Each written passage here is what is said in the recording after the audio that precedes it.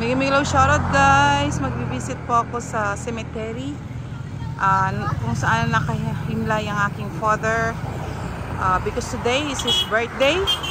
So, I need to light up a candle for him. Okay, punta po tayo guys.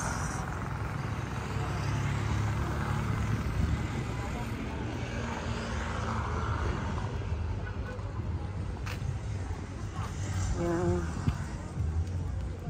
Ito po yung cemetery guys. Punta kami kay father. Itong straight na ito, itong way na ito ay yung sa dulo yung kay father.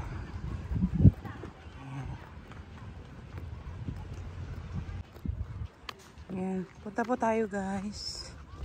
Magla-light up tayo ng candle para sa aking ama.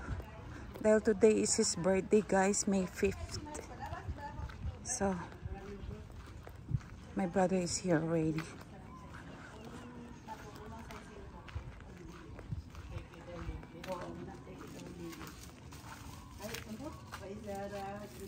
Ayan, yan kapatid ko.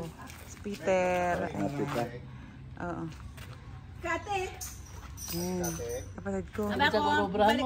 Si Uding Lourdes. At ang wife ni Peter, si Bingka.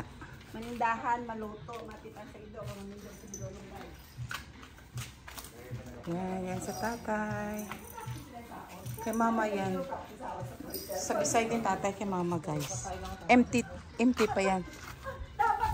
Empty tomb. Yan, empty tomb pa guys.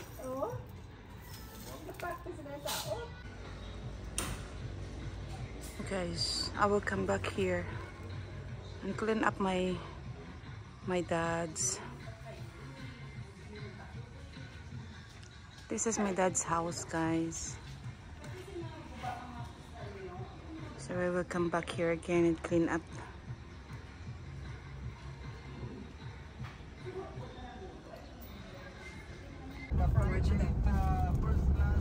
Wala sa mga mataway bala, wala may nagagi, wala sa sakapal.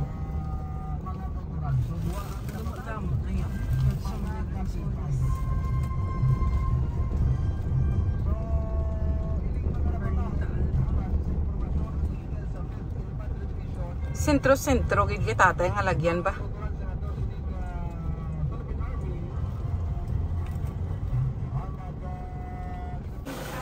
Guys, visit kami kay tatay. Ayan. So, empty yung sa tabi ng tatay ko. Empty. Para sa mama ko. Ayan. Isindi tayo ng kandila, guys.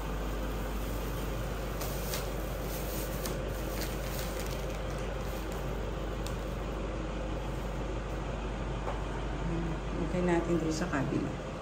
Kasi nagbagyo, guys. Nasira. Sira ng bagyo. Ayan, lagay natin dito sa kabila. I-arrange natin.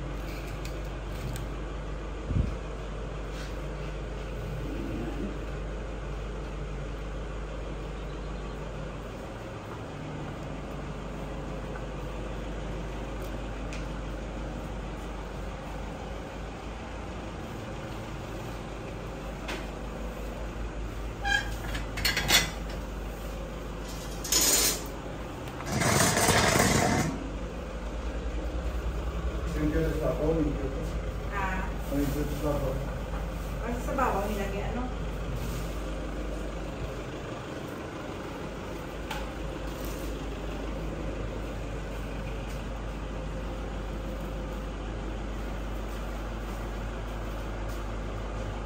Doon yan ilagay, day, sa kabila, day, oh. Day, ilagay doon sa kabila.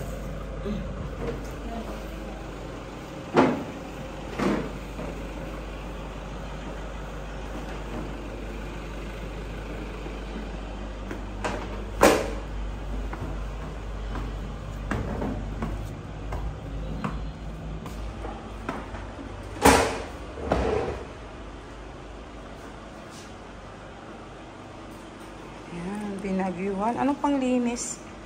Ay, Papaulit ko sa kanila itong paglinis. Yan guys. Dito sa taas merong washroom. Yan, pang nag-gather kami dito sa cemetery. Nag-visit kami kay tatay. Yan. Diyan dito nag-gather sa taas. Nagkakainan. Sira ng bagyo. Yan, kailangan linisin yung mga upuan.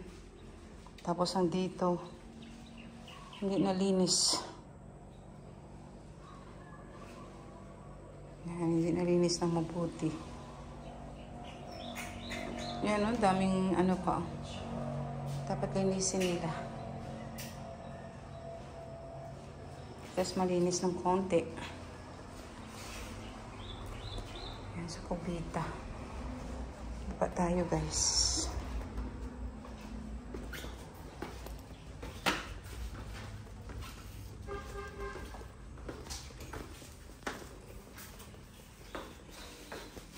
Yan, dito sa mga, mayroong mga upuan.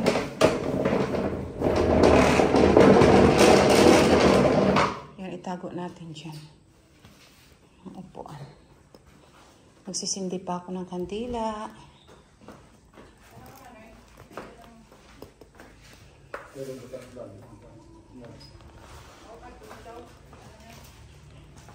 Yan, magsindi muna ako ng kandila, guys. Okay, we visit my dad's grave with my mom's. This is an empty tomb. If God is ready to take my mom, she get a space beside my dad. So this is my dad. We came here to light up a candle. And we are asking for the guidance of God that Mom will continue to live longer. That we entrust everything into His hand. Okay, Tay, we will go now. We're going to visit you if we get a chance again until we meet again. Bye.